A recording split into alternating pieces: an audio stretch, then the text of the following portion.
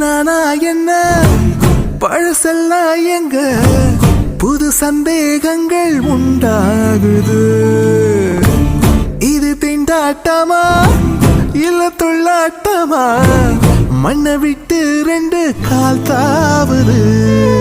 எப்போதும் நான் போகும் பாதை இது இப்போது நிற்காமல் ஏன் நீளுது.